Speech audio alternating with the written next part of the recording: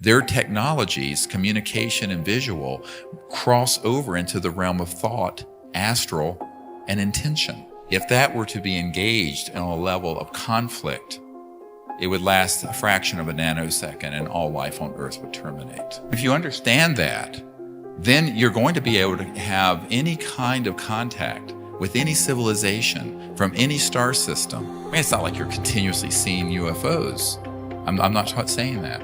But you're continuously locked into that level of cosmic civilization, and all kinds of things that seem like complete magic just happen on an ongoing basis all the time.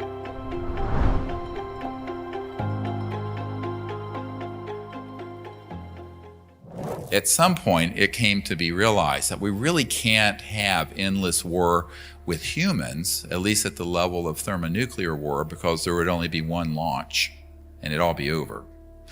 Guys I know at the Pentagon said every single war game ever done, accidental or deliberate launch of a nuclear weapon, it leads to DEFCON. It's a full launch of all of them everywhere, if not immediately, within a matter of days.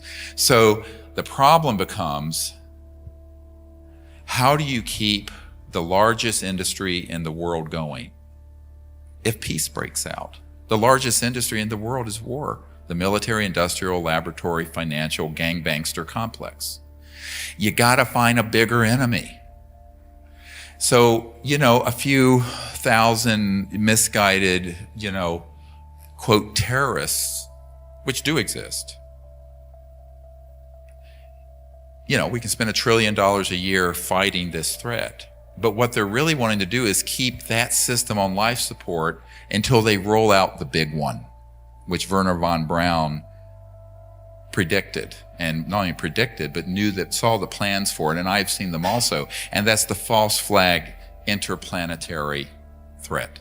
And as you know, General MacArthur, in his last address to the Congress said World War III will be interplanetary. That was in the 50s.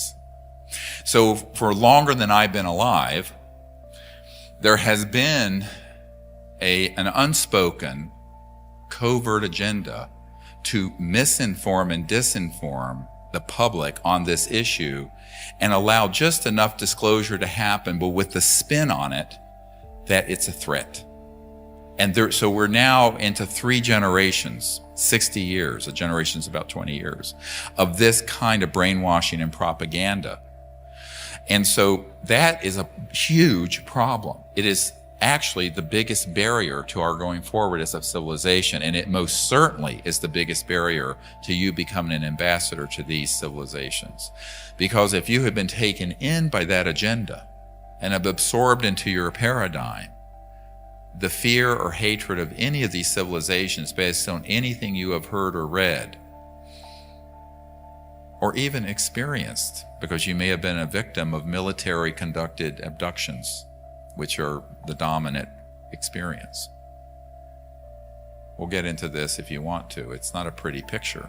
I know the people who actually run the operations. I've met with them. It is not theoretical on my part. Then if you have that in your mind and that fear and hatred is operative, you're not going to be able to be out under the stars with even a small group of people. Go into quiet, calm consciousness in a state of inviting. But you don't just call them in. They're not dolphins at SeaWorld. But inviting them. And whether they show up or not in a way you see with your 5 senses, they're going to pick this up. Just like the random number generators are going to pick up just before 9/11. They're scanning all of this. Their technologies, communication and visual, cross over into the realm of thought, astral, and intention. So if you have the intent to say, well, I hear what Dr. Greer is saying, but I really only want the ones that look like pretty Nordic babes to show up, nothing's going to happen. Nothing. In fact, we've had experiences where there have been people who have come on these week-long expeditions who have had undisclosed agendas related to that paradigm of division, of the good and the bad ones. And they're really not wanting to be true ambassadors to the universe and all sentient beings. And every time one of those people goes to the bathroom, a craft shows up. Or if they stay home, or they get altitude sickness because we're up at 10,000 feet somewhere in the mountains. It's uncanny. We've watched this happen hundreds and hundreds and hundreds of times.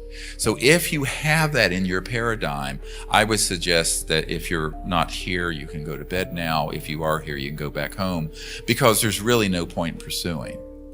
The question of intent is a paper I wrote. The intent, the purpose has to be something deeper than the divisiveness and the consciousness that's gotten us to the state we're in right now. And as Einstein said, no problem is solved by the level of consciousness that created it. So the consciousness of separation, hatred, division, us versus them, that isn't going to be the solution going forward. And we cannot trade international conflict and become a peaceful global civilization only to trade world peace for interplanetary war. Therefore, even if there are civilizations out there that are truly extraterrestrial and not stagecrafted by the covert military and intelligence projects, and as I said, I can't prove a negative. I can't make a blanket statement. It would still behoove us to adopt this paradigm and behave ourselves in this way. Why? All of you may have been familiar with the so-called Maharishi effect, when they started having lots of people meditate in a city and the crime rates would go down. Remember that study? It's real. They've been reproduced. Imagine if we get thousands of people, millions of people, doing these deep meditations with the intent of creating universal peace. Might it affect civilizations that have a proclivity towards conflict or harm? It would. It would. And so no matter what your belief on this is, the path of wisdom and safety is exactly this approach. Deep consciousness, the oneness that we all share together, universal peace without prejudice. And if there's a point of conflict, it isn't going to be solved down the barrel of a laser gun or a rail gun. Because when you're talking about interstellar technologies that are transdimensional, a hydrogen bomb looks like a tinker toy. It's not even a musket. And so any civilization that can reach this corner of the universe, as well as the classified projects that have weaponized, reverse engineered, as well as innately developed human scalar and longitudinal electromagnetic systems, we'll get into this. If that were to be engaged in a level of conflict, it would last a fraction of a nanosecond and all life on Earth would terminate. Therefore, that isn't an option.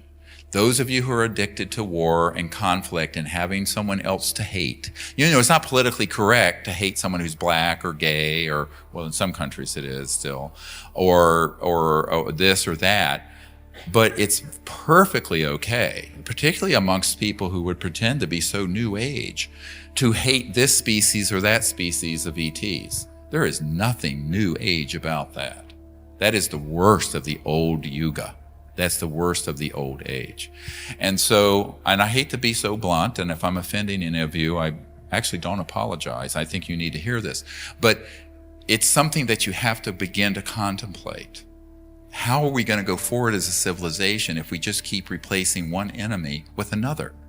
I mean, after all, my father, who fought in World War II, it was hand-to-hand combat with the Japanese. Now we're very close friends with the Japanese, after we each killed millions of each other's citizens.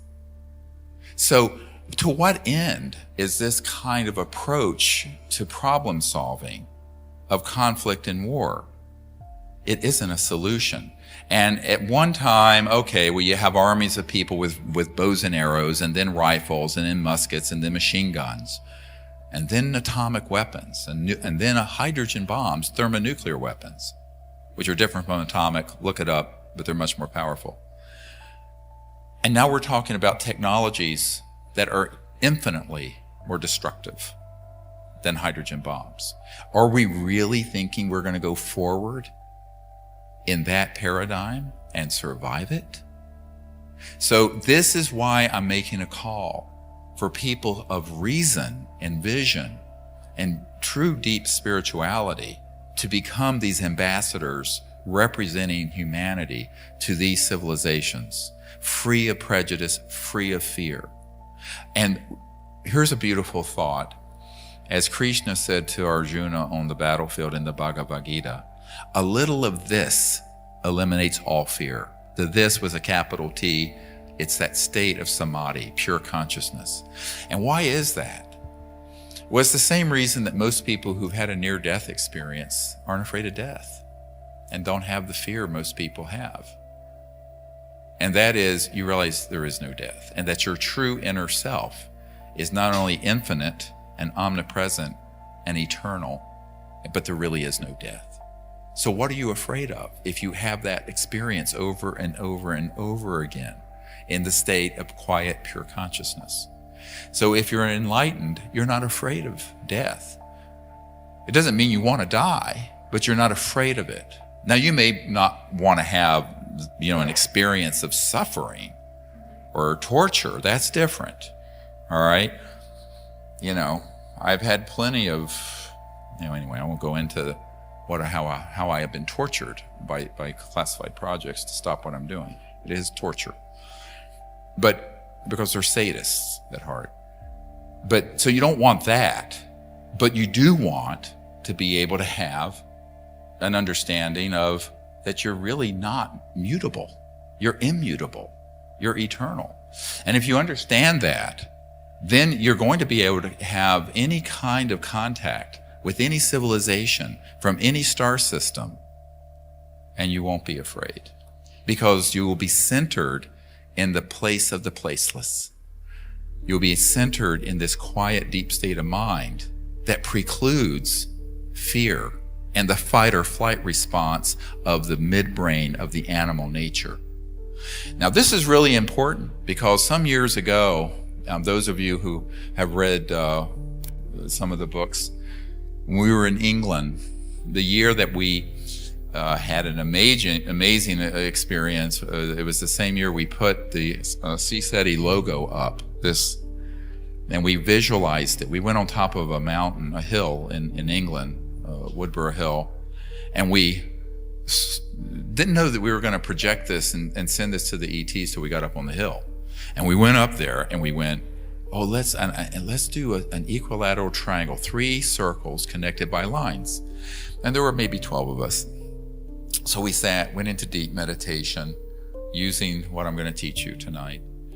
And then kind of remote viewed space in the air around us and connected to the transdimensional interstellar crop circle makers.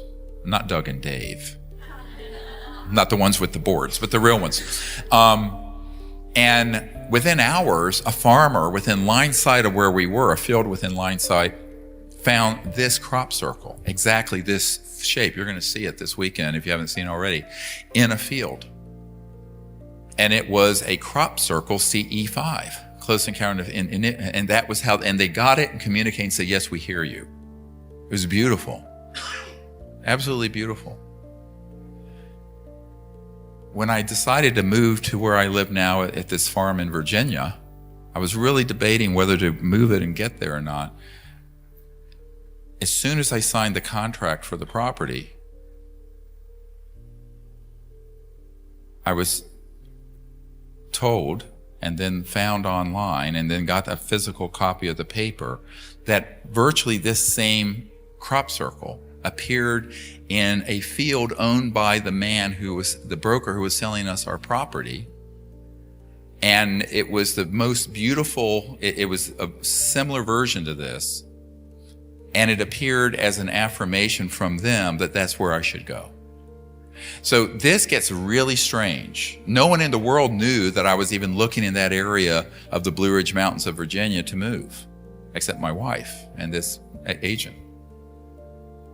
So they're always wired into what we're doing, and it becomes highly interactive. And then once you understand what the nature of your own self and your mind, people say, how often is there contact? I said, it's continuous. It's like the operating system. You're in that state and you're going along. It's not like you're continuously seeing UFOs. I'm not saying that, but you're continuously locked into that level of cosmic civilization, and all kinds of things that seem like complete magic just happen on an ongoing basis all the time. Beautiful. And that's what I want you to understand, that this is not just something you have to do when you're going out in the stars with 3 or 4 other people. It's a state of being where you're an ambassador of these civilizations, and it causes this huge field effect change. So just as something negative can be anticipated and register on a random number generator like 9/11, something enormously positive, which is actually more powerful when a lot of people are doing it, can have an effect on entire civilizations, ours and these interstellar civilizations. So this is not just a laboratory experiment. This is us co-creating together the next chapter in human civilization. And that's really why we're here. You didn't know that, but that's really why you're on this planet right now. You're really on this planet. We are I have a book in the works. It'll probably not come out for a while now because I have so many other things going on. That's really called the Last Generation and the First Generation. We are the last generation to bear witness to this era of separateness, linearity, division, war, and global eco-destruction. But we're the first generation, those of us between the ages of puberty and senility, to create and bear witness to and manifest the early beginnings of a world and interplanetary civilization that is running on free energy, anti-gravity, the science of consciousness, the ability to live in complete harmony with Gaia, which is a conscious living being who is female, and to become interstellar within our lifetime. Within our lifetime. Well, maybe.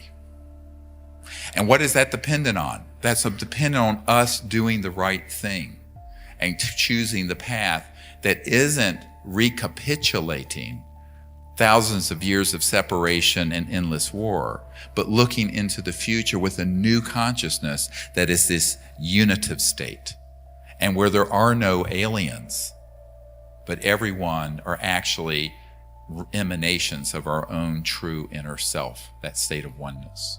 And so at that point, there's no foundation for war, there's no foundation for separation, and there's no basis for fear.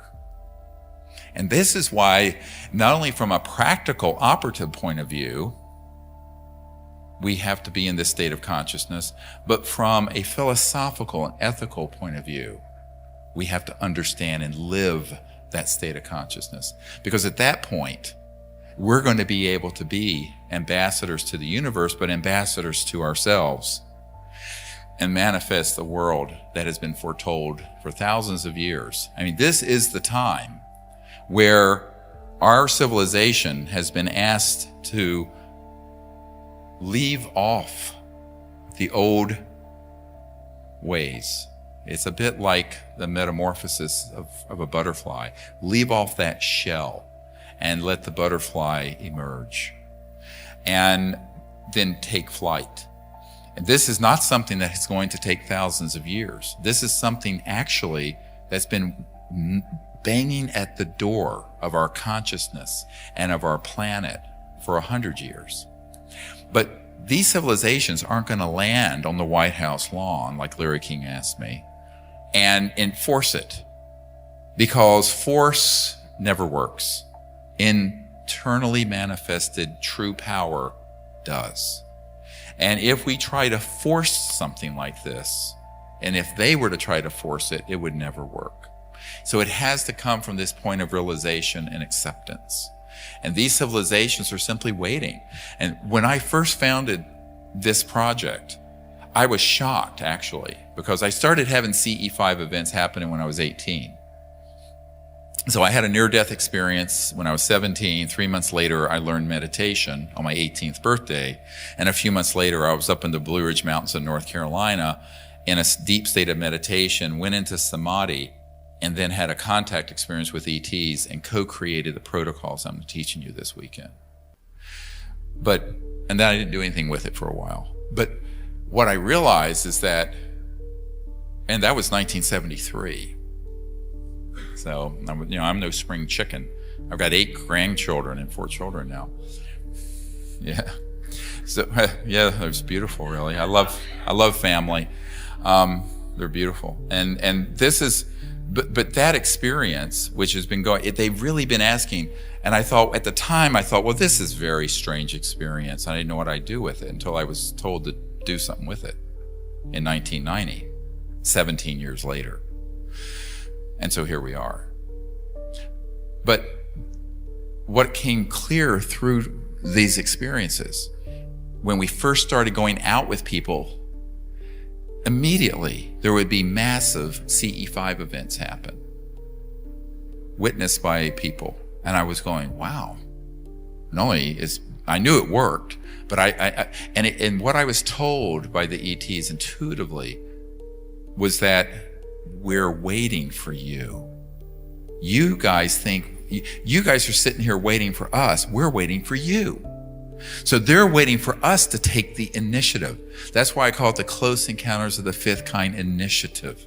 We take the initiative. We are the children of Earth. This is our home planet. We need to grow up and take responsibility for it in every way possible. But we also have to then invite them to interact with us openly, because they simply do not want to force the issue. And the only way they would force it is if they had to. And that is, we go into interstellar war because our weapon systems reach parity with theirs, or we destroy so much ecosystem damage that there's sort of a need to have a rescue mission to the planet. But those are worst case scenarios. Let's not let it get to that. And then there would be a massive intervention. That was in that paper. When I first wrote about in 1991, consciousness-assisted technologies, but also technology-assisted consciousness. It goes both ways. Consciousness can assist the technology, but there can be technologies that augment your consciousness and project it. ETs have it, classified projects have it. But I wrote that there were only a few scenarios under which there would be this kind of overt involvement, because they really want it to be gentle. They're waiting for us to answer the call that's been ringing, this cosmic call that's been ringing for decades, because we have really reached the point as a global civilization to have come together in peace and created interplanetary relationships with these other civilizations. We just haven't done it. And so this is the real question for each of you. Are you ready to become an ambassador from Earth and humanity to these other civilizations? And if you are, then let's do it together. If you enjoyed this, make sure to watch the next video on Awaken Zone. Don't forget to subscribe and hit the notification bell, but you won't want to miss what's coming next.